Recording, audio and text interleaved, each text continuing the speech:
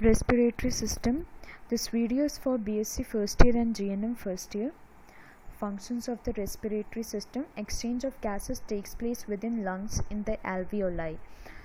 तो सबसे बड़ा फंक्शन रेस्पिरेटरी सिस्टम का है एक्सचेंज ऑफ गैसेस. जो सराउंडिंग जो एयर है उसमें जो ऑक्सीजन है वो ऑक्सीजन हमारे लंग्स में जाता है और लंग्स से एल्वियोलाई के थ्रू वो ब्लड में जाता है और ब्लड में जो कार्बन डाइऑक्साइड होता है वो कार्बन डाइऑक्साइड बाहर निकल के आसपास की जो एयर है उसमें कार्बन डाइऑक्साइड निकल जाता है. उसके बाद है passage way to the lungs, purify, warm and humidify the incoming air. तो जो हमारा रेस्पिरेटरी सिस्टम में जो दूसरे ऑर्गन्स है जैसे कि नोज़ हो गया, फेरिंग्स, ट्रेकिया, लैरिंग्स, ये सारे जो ऑर्गन्स है वो एयर को ह्यूमिडिफाई करते हैं. ह्यूमिडिफाई मतलब उसको थोड़ा मॉइस्चराइज करते हैं, वार्म करते हैं, प्यूरिफाई करते हैं एयर को, ताकि जब वो अंदर जाए तो उसमें कोई बैक्टीरिया ना हो, डस्ट पार्टिकल्स ना हो. तो ये दूसरा फंक्शन हो गया रेस्पिरेटरी सिस्टम का. और तीसरा इम्पॉर्टेंट फंक्शन ये है कि वो कार्डियोवास्कुलर सिस्टम के साथ काम करता है. रेस्पिरेटरी सिस्टम और कार्डियोवास्कुलर सिस्टम एक साथ काम करते हैं और अगर कभी कार्डियोवास्कुलर सिस्टम में कोई परेशानी है तो उसका असर रेस्पिरेटरी सिस्टम पे पड़ता है, या फिर अगर रेस्पिरेटरी सिस्टम में अगर कोई परेशानी है तो उसका असर कार्डियोवास्कुलर सिस्टम पे पड़ता है. अगर जो ब्लड है वो ऑक्सीजनेट नहीं हो पाएगा सही से, रेस्पिरेटरी सिस्टम में कोई प्रॉब्लम है और ब्लड ऑक्सीजनेट नहीं हो पा रहा है सही से, तो जो हार्ट है हमारा वो ऑक्सीजनेटेड ब्लड पंप नहीं कर पाएगा. मतलब वो ब्लड तो पंप करेगा बॉडी में, लेकिन जो ब्लड वो पंप करेगा वो ऑक्सीजनेटेड नहीं होगा. फॉर एग्ज़ाम्पल, अगर हम एयर सही से अंदर नहीं ले पा रहे हैं, हमारे रेस्पिरेटरी सिस्टम में प्रॉब्लम है और एयर सही से अंदर नहीं जा पा रही है, तो एयर सही से अंदर नहीं जा पाएगी तो जो ब्लड है वो ऑक्सीजनेटेड नहीं हो पाएगा. तो कार्डियोवास्कुलर सिस्टम अपना काम तो कर रहा है, वो ब्लड को पंप तो करेगा लेकिन वो ऑक्सीजनेटेड ब्लड को पंप नहीं कर पाएगा. जो ब्लड ऑक्सीजनेटेड हुआ हो उसको पंप नहीं कर पाएगा, तो इसका कोई फ़ायदा नहीं होगा ब्लड पंप करने का. उसी तरह अगर कार्डियोवास्कुलर सिस्टम में प्रॉब्लम होती है, जैसे कि हार्ट पंप नहीं कर पा रहा है ब्लड को, रेस्पिरेटरी सिस्टम तो अपना काम कर रहा है, वो ब्लड को ऑक्सीजनेटेड कर रहा है, लेकिन ऑक्सीजनेटेड ब्लड पंप नहीं हो पा रहा है, हार्ट पंप नहीं कर पा रहा है, तो वो बॉडी तक पहुंच नहीं पा रहा है. तो ये दोनों सिस्टम एक दूसरे के साथ काम करते हैं. इनमें से किसी एक में प्रॉब्लम होती है तो दूसरे में भी प्रॉब्लम हो जाती है.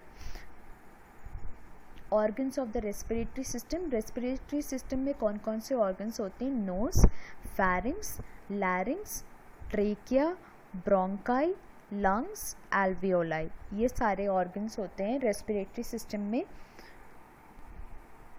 ये नेज़ल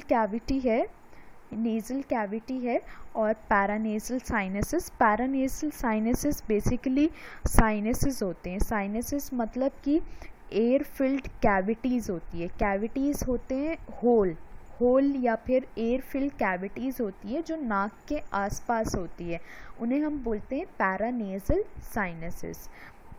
उसके बाद आता है नेज़ल कैविटी के बाद आता है फेरिंग्स. फेरिंग्स 3 हिस्सों में डिवाइडेड है: नेज़ोफेरिंग्स, ओरोफेरिंग्स, लैरिंजोफेरिंग्स. लैरिंजोफेरिंग्स के आगे की तरफ नेज़ोफेरिंग्स हो गया, ओरोफेरिंग्स हो गया, लैरिंजोफेरिंग्स. लैरिंजोफेरिंग्स के आगे की तरफ होता है लैरिंग्स और फिर लैरिंग्स के नीचे होता है ट्रेकिया. ट्रेकिया डिवाइड हो जाता है ब्रोंकाई में at the point of Garena. Garena एक ऐसा पॉइंट है जो ट्रेकिया को प्राइमरी ब्रोंकाइस में डिवाइड करती है. फिर उसके बाद प्राइमरी ब्रोंकाई डिवाइड होती है सेकेंडरी ब्रोंकाई में, फिर टर्शरी ब्रोंकाइस में, ब्रोंक्यूल्स में, एल्वियोलाइस में, और ये हमारा लंग्स है. This is diaphragm. ये डायफ्रम है. रेस्पिरेटरी सिस्टम को दो हिस्सों में डिवाइड कर दिया जाता है, अपर रेस्पिरेटरी ट्रैक और लोअर रेस्पिरेटरी ट्रैक। लैरिंग्स तक हमारा अपर रेस्पिरेटरी ट्रैक आता है और ट्रेकिया से लेकर लंग्स तक ये लोअर रेस्पिरेटरी ट्रैक होता है। ये इम्पॉर्टेंट है। अपर रेस्पिरेटरी ट्रैक में नेज़ल कैविटी, फेरिंग्स और लैरिंग्स आता है। लोअर रेस्पिरेटरी ट्रैक में ट्रेकिया, प्राइमरी ब्रोंकाई, लंग्स, ये सारी चीज़ें आती हैं। ये इसलिए इम्पॉर्टेंट है क्योंकि जब हम डिजीज़ कंडीशन पढ़ेंगे सेकेंड ईयर में तो तब आपको बताया जाएगा अपर रेस्पिरेटरी ट्रैक इन्फेक्शंस होते हैं और लोअर रेस्पिरेटरी ट्रैक इन्फेक्शन होते हैं। जैसे कोविड-19 की वजह से, कोरोना वायरस की वजह से लोअर रेस्पिरेटरी ट्रैक पे असर पड़ता है और लोअर रेस्पिरेटरी ट्रैक में आ गया हमारा ट्रेकिया, ब्रोंकाई और लंग्स, इस पे ज़्यादा असर होता है कोरोना वायरस की वजह से। और अपर रेस्पिरेटरी ट्रैक पे तब भी इतना असर नहीं होता, लेकिन लोअर रेस्पिरेटरी ट्रैक के ज़्यादा सिम्टम्स दिखाई देते हैं कोरोना वायरस में। तो ये याद रखना कि अपर रेस्पिरेटरी ट्रैक में नोज़, फेरिंग्स, लैरिंग्स, ये तीन चीज़ें आती हैं। लोअर रेस्पिरेटरी ट्रैक में ट्रेकिया, ब्रोंकाइस, लंग्स। नोज़, सबसे पहले नोज़ की एनाटमी पढ़ेंगे, the only externally visible part of the respiratory system. तो नोज़ एक ऐसा पार्ट है रेस्पिरेटरी सिस्टम का जो दिखाई देता है। यही एक ऐसा पार्ट है रेस्पिरेटरी सिस्टम का जो हमें दिखाई देता है। Air enters the nose through the external nares. तो एयर जो है एंटर होती है नोज़ से और एक्सटर्नल नेयर से एंटर होती है। जो होल, ये जो होल है इन्हें हम बोलते हैं एक्सटर्नल नेयर्स। एक्सटर्नल नेयर से एयर एंटर होती है नोज़ में। The interior of the nose consist of a nasal cavity divided by the nasal septum. और अंदर, नोज़ के अंदर जो है एक कैविटी होती है जिसको हम बोलते हैं नेज़ल कैविटी। ये हो गई नेज़ल कैविटी। और नेज़ल कैविटी जो है सेप्टम से डिवाइडेड है। सेप्टम मतलब दो नेयर्स हैं हमारे, दो होल्स हैं हमारे नोज़ में और दोनों होल्स के बीच में एक सेप्टम होती है जो डिवाइड करती है नेज़ल कैविटी को दो हिस्सों में। Olfactory receptors are located in the mucosa on the superior surface. अब यहाँ पे आप देख सकते हो कि ऊपर के सरफेस में ऑल्फैक्ट्री रिसेप्टर्स हैं। ये ऑल्फैक्ट्री नर्व्स हैं और यहाँ से हमें सूंघने का सेंसेशन होता है। We can smell with the help of the olfactory nerves. The rest of the cavity is lined by respiratory mucosa. और बाकी की जो कैविटी है नोज़ की वो रेस्पिरेटरी म्यूकोसा से लाइंड है। मतलब कि रेस्पिरेटरी म्यूकोसा का मतलब है कि नोज़ के दो फंक्शन है बेसिकली। एक तो इम्पॉर्टेंट फंक्शन ये है कि वो स्मेल करने में हेल्प करता है और दूसरा ये है कि वो जो एयर होती है वो एयर को नीचे तक, लंग्स तक पहुंचाने में हेल्प करता है नोज़। अब दूसरा रेस्पिरेटरी फंक्शन जो है इसका वो और चीज़ों में भी डिवाइडेड है। रेस्पिरेटरी फंक्शन में एक तो एयर नीचे तक पहुंचाने में हेल्प करता है, दूसरा एयर को वार्म करने में हेल्प करता है और एयर को मॉइस्चन करने में हेल्प करता है, ह्यूमिडिफाई करने में हेल्प करती है नोज़। उसके अलावा हमारे नोज़ में म्यूकस मेम्ब्रेन होता है, म्यूकस होता है, जो जितने भी बैक्टीरियाज होते हैं या डस्ट होती है वो म्यूकस से चिपक जाती है। और हमारे नोज़ में स्मॉल हेयर्स होते हैं, बहुत छोटे छोटे हेयर्स होते हैं और वो हेयर्स क्या करते हैं कि अपने अंदर ट्रैप कर लेते हैं कोई भी फॉरेन पार्टिकल्स को ताकि वो अंदर ना जा पाए। ये इसका रेस्पिरेटरी फंक्शन हो गया। और स्मेल करने में भी नोज़ हेल्प करती है और ये उसका दूसरा फंक्शन हो गया, ऑल्फैक्टरी फंक्शन हो गया। Lateral walls have projections called concave. अब लैटरल वॉल, ये लैटरल वॉल हो गई नोज़ की, ये लैटरल वॉल में प्रोजेक्शंस होते हैं, ये कॉन्के है। कॉन्के जो है बेसिकली फोल्ड्स होते हैं, फोल्ड्स। कॉन्केज जो हैं फोल्ड्स होते हैं जो सरफेस एरिया को बढ़ाने में हेल्प करते हैं। जो सरफेस एरिया, जो नोज़ की जो सरफेस एरिया होती है उसको बढ़ाने में हेल्प करते हैं ये concave. Then increases air turbulence within the nasal cavity. The nasal cavity is separated from the oral cavity by a palate। अब ये हमारी ओरल कैविटी है और ये नेज़ल कैविटी है। नेज़ल कैविटी और ओरल कैविटी के बीच में एक हार्ड पैलेट होता है। ये हार्ड पैलेट सेपरेट करता है नेज़ल कैविटी को ओरल कैविटी से। The medial wall is formed by the septum. और नोज़ की जो मिडिल वॉल होती है वो सेप्टम से बनती है। Posterior wall is form by the posterior wall of the फैरिंग्स। और जो पोस्टीरियर वॉल होती है वो फैरिंग्स से जो पोस्टीरियर वॉल है वो जाके फैरिंग्स से जॉइन हो जाती है। जो पोस्टीरियर नेज़ल वॉल है वो जाके फैरिंग्स से जॉइन हो जाती है। यहाँ से नेज़ोफैरिंग स्टार्ट हो गया। ये इंटरनल नेर्स है, ये एक्सटर्नल नेर्स है। एक्सटर्नल नेर्स जहाँ से एयर एंटर करती है, इंटरनल नेर्स जाके नेज़ोफैरिंग से जुड़ जाते हैं। The nasolacrimal duct extends from the lateral wall of the nose to the conjunctival sac of the eye. They drain tears from the eye. इसके अलावा नोज़ में एक नेज़ोलैक्रिमल डक्ट होती है। Lateral wall of the nose में nasolacrimal duct होती है जो आईज से नोज़ में आती है, और आईज में जो एक्सेस टीयर्स होता है वो नोज़ तक लेकर आती है नेज़ोलैक्रिमल duct. Nasal cavity opens into the nasopharynx through a connection known as internal nares. Internal nares open होता है nasopharynx में। ये nasal bone है, यहाँ पे frontal bone होती है। ये nasal cavity है जिसमें lateral walls में कॉन्के हैं, कॉन्के surface area को बढ़ाते हैं। ये external nares है, external nares से air enter होती है। This is the nasal septum. The nasal vestibule is the space contained within the flexible tissue of the nose. Its epithelium contains coarse hairs that extends across the external nares. Large airborne particles are trapped in these hairs and thereby prevented from entering the nasal cavity. तो यहाँ पे इस part को हम बोलते हैं नेसल vestibule, क्योंकि यहाँ पे बहुत सारे हेयर्स होते हैं और वो हेयर्स क्या करते हैं, ट्रैप कर देते हैं या अपने अंदर जो फॉरेन पार्टिकल्स होते हैं वो इन हेयर्स में फंस जाते हैं और वो अंदर एंटर नहीं होते। ये हार्ड पैलेट है जो नेज़ल कैविटी को ओरल कैविटी से सेपरेट करता है। ये सॉफ्ट पैलेट है, ये हार्ड पैलेट है और ये सॉफ्ट पैलेट है।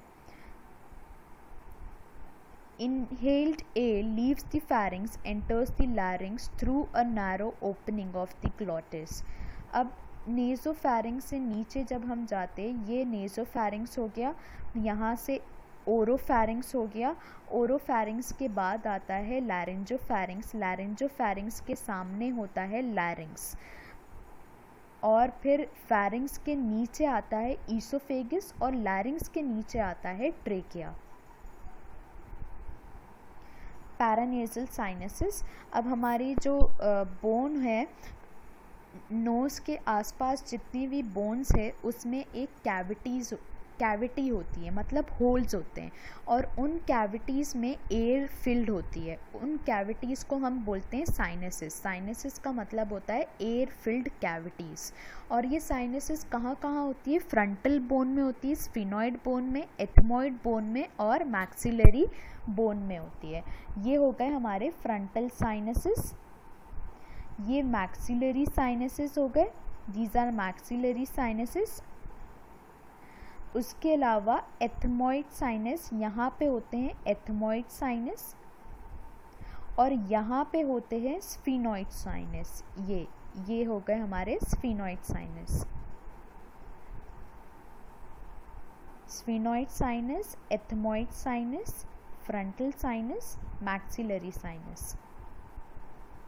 Functions of the paranasal sinus. Paranasal sinus किस चीज़ में हेल्प करती है? एक तो ये स्कल को लाइट करती है, क्योंकि ये एयर फिल्ड कैविटीज़ है तो ये स्कल को हैवी नहीं बनाती, ये स्कल को लाइट करती है। And act as a resonance chamber for speech, और ये स्पीच में भी हेल्प करती है। जब भी आप देखो, आपको जब ज़ुकाम होता है, ज़ुकाम की वजह से ये जब साइनसेस बंद हो जाती हैं, साइनसेस में म्यूकस भर जाता है, तो आपकी स्पीच में भी फ़र्क आता है, आप सही से बोल नहीं पाते। वो क्यों होता है? वो इसी वजह से होता है, क्योंकि साइनसेस में म्यूकस भर जाता है ज़ुकाम की वजह से। और इसके अलावा it produces mucus that drains into the nasal cavity.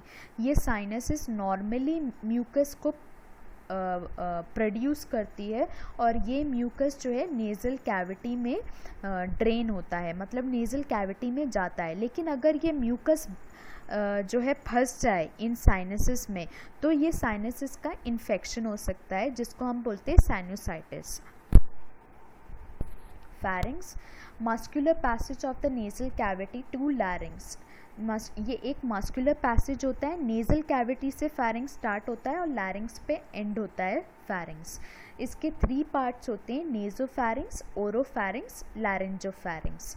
नेज़ोफैरिंग्स superior region behind the nasal cavity, nasal cavity के जस्ट नीचे होता है नेज़ोफैरिंग्स। मिडिल रीजन होता है ओरोफैरिंग्स, जो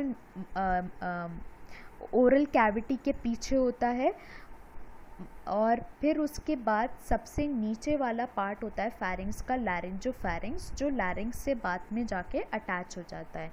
ओरोफैरिंग्स और laryngopharynx are the common passage of air and food.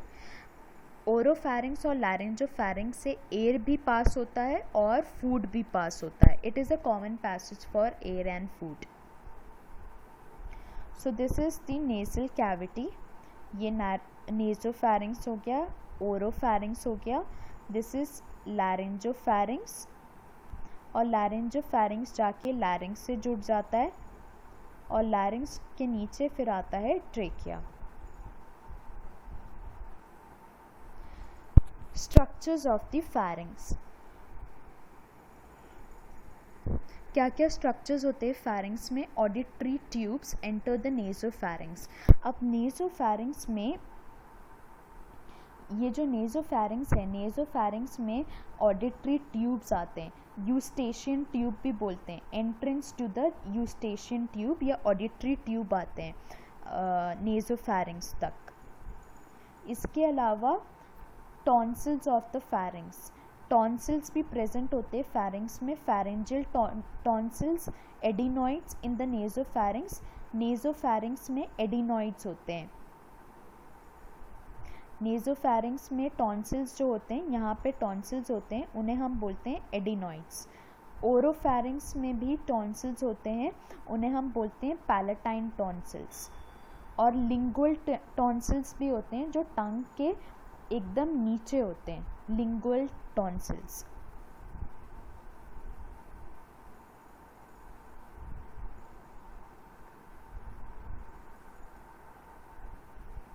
Walls of the फैरिंग्स।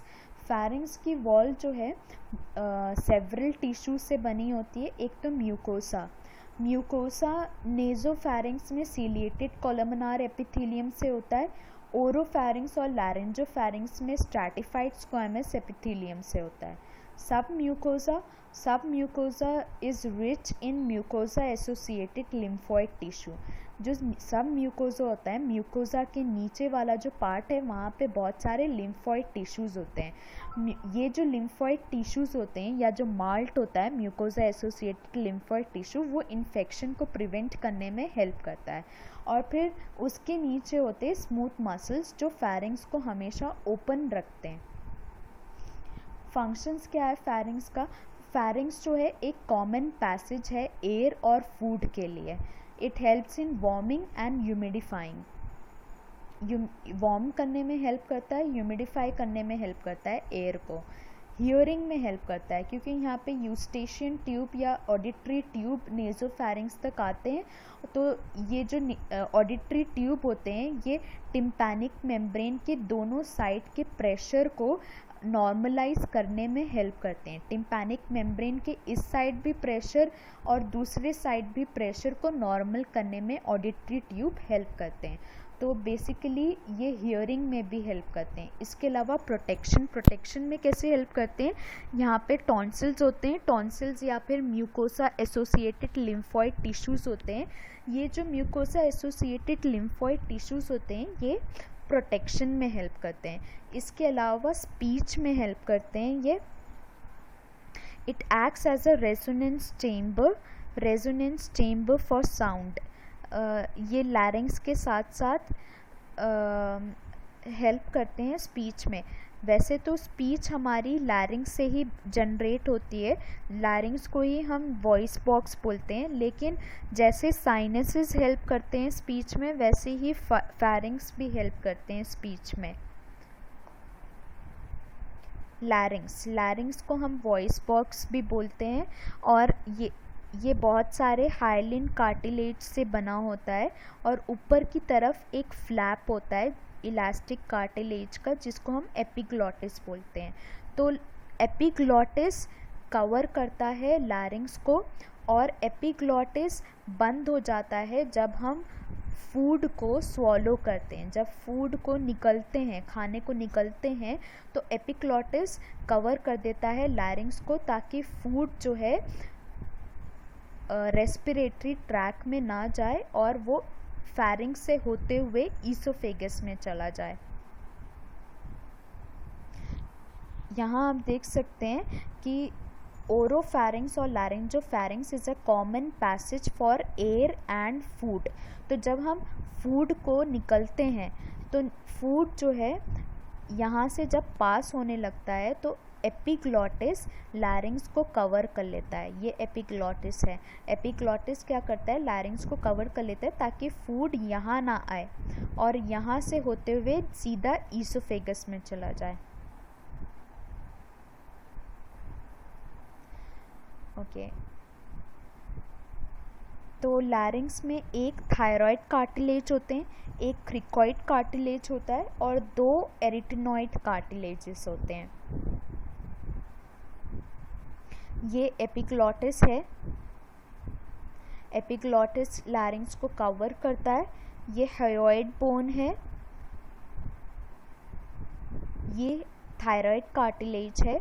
Thyroid cartilage के नीचे होते हैं क्रिकॉइड कार्टिलेज। क्रिकॉइड कार्टिलेज के नीचे से ट्रेकिया स्टार्ट हो जाता है। क्रिकॉइड कार्टिलेज के नीचे से ट्रेकिया स्टार्ट होता है। ये हो गया एंटीरियर व्यू। एंटीरियर व्यू का मतलब है ये सामने का व्यू हो गया।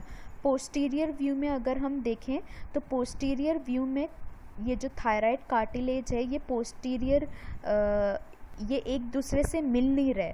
थायराइड कार्टिलेज जैसे एंटीरियर व्यू में एक दूसरे से मिल रहे हैं, लेकिन पोस्टीरियर व्यू में थायराइड कार्टिलेज एक दूसरे से मिलते नहीं हैं। और ये क्रिकॉइड कार्टिलेज सामने की तरफ छोटा होता है, पीछे की तरफ चौड़ा होता है। और क्रिकॉइड कार्टिलेज के ऊपर होता है ये क्रिकॉइड कार्टिलेज के ऊपर होता है एरिटेनॉइड कार्टिलेज जो पिरामिड शेप का होता है। This is एरिटेनॉइड cartilage. ये एपिग्लॉटिस है।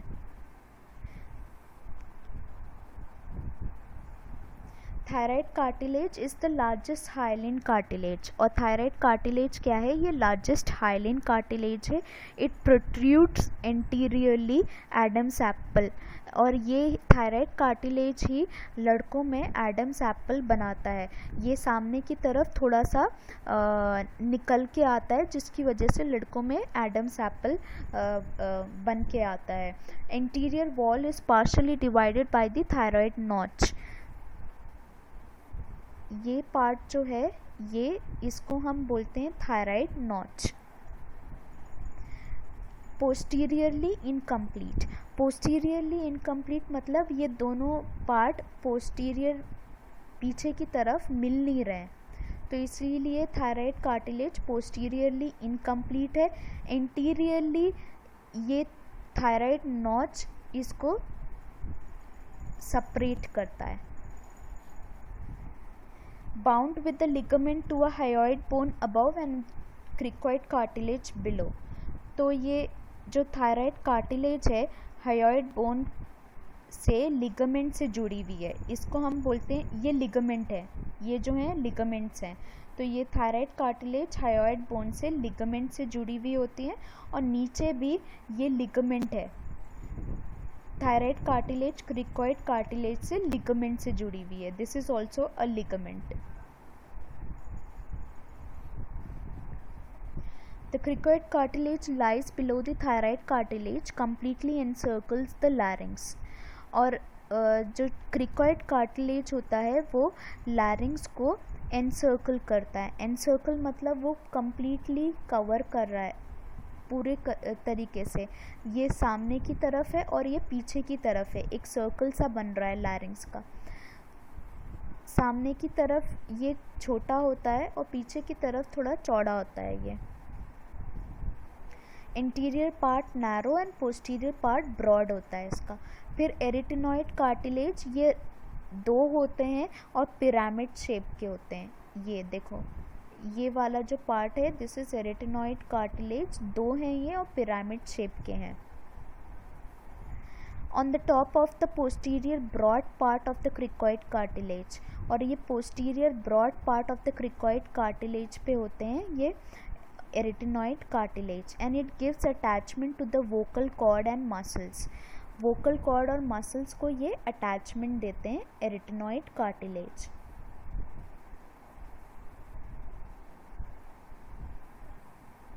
Epiglottis, superior opening of the larynx. तो एपिग्लॉटिस क्या है? ओपनिंग है लैरिंग्स का, ये फूड को एंटर नहीं होने देता लैरिंग्स में। वोकल कॉर्ड्स क्या है? Vocal cords vibrate with expelled air to create sound. Vocal cords जो हैं वाइब्रेट होते हैं ताकि साउंड प्रोड्यूस हो। उसके अलावा ग्लॉटिस, ग्लॉटिस क्या है? Opening between the vocal cords. ये देखो, ये वोकल कॉर्ड है, ये और ये वोकल कॉर्ड है, इसके बीच की जो ओपनिंग होती है इसको हम बोलते हैं ग्लॉटिस। ट्रेकिया, ट्रेकिया से अब हमारा लोअर रेस्पिरेटरी ट्रैक स्टार्ट हो जाता है। ट्रेकिया लैरिंग्स से, लैरिंग्स के क्रिकॉइड कार्टिलेज से स्टार्ट होता है और ब्रोंकाइस पे एंड होता है ये। Lined with ciliated mucosa, ciliated columnar epithelium होता है ट्रेकिया में भी, और इसमें जो स्मॉल हेयर्स होते हैं, सीलियाज होते हैं, वो ऊपर की तरफ बीट करते हैं ताकि जो एयर में जितना भी कचरा है वो ऊपर की तरफ आ सके और ऊपर से कफ आउट होके निकल जाए, कफ करके हम उसको निकाल सकें। और इसके अलावा इसकी लाइनिंग में म्यूकस होता है, म्यूकस से जो है डस्ट या दूसरे बैक्टीरियाज वगैरह जाके चिपक जाते हैं। और इसके जो वॉल होते हैं, वॉल में सी शेप्ड हाइलिन कार्टिलेज होते हैं। ट्रेकिया राइट और लेफ्ट प्राइमरी ब्रोंकाई में डिवाइड हो जाता है at the point of carina, carina पे डिवाइड होता है ये। It lies in front of the oesophagus, oesophagus पे ये, ईसोफेगस के सामने होता है ये क्रिकॉइड कार्टिलेज है, उसके नीचे से देखो ट्रेकिया स्टार्ट हो गया है, कैरिना पे ये डिवाइड हो रहा है राइट और लेफ्ट ब्रोंकाइज में, प्राइमरी ब्रोंकाई में। Outer layer is made up of fibrous elastic tissue that encloses the cartilage. Middle layer में स्मूथ मसल्स और कार्टिलेजेस होते हैं। इनर लेयर में सीलिएटेड कोलमनार एपिथेलियम होते हैं और म्यूकस सिक्रीटिंग गॉबलेट सेल्स होते हैं। फंक्शन क्या है? Support and patency. Support and patency, इसके जो सी शेप्ड कार्टिलेजेस होते हैं ये खोल के रखते हैं हमेशा ट्रेकिया को। और इसके अलावा सीलिया जो है, इसमें जो सीलिया है, हेयर्स हैं, वो हेयर्स जो हैं ऊपर की तरफ फॉरेन पार्टिकल्स को लेकर आते हैं ताकि ऊपर की तरफ फॉरेन पार्टिकल्स को भेजते हैं ताकि जितना भी फॉरेन पार्टिकल्स है वो कफ आउट हो सके, कफ से निकल सके, बाहर निकल सके। कफ रिफ्लेक्स होता है, यहाँ पे जो नर्व एंडिंग्स होती है वो अगर कुछ भी फॉरेन पार्टिकल्स प्रेजेंट है तो उससे जो है ये स्टिमुलेट हो जाती है, जिसकी वजह से कफ होता है। इसके अलावा वार्मिंग, ह्यूमिडिफाइंग एंड फिल्टरिंग में ये हेल्प करता है। Thank you.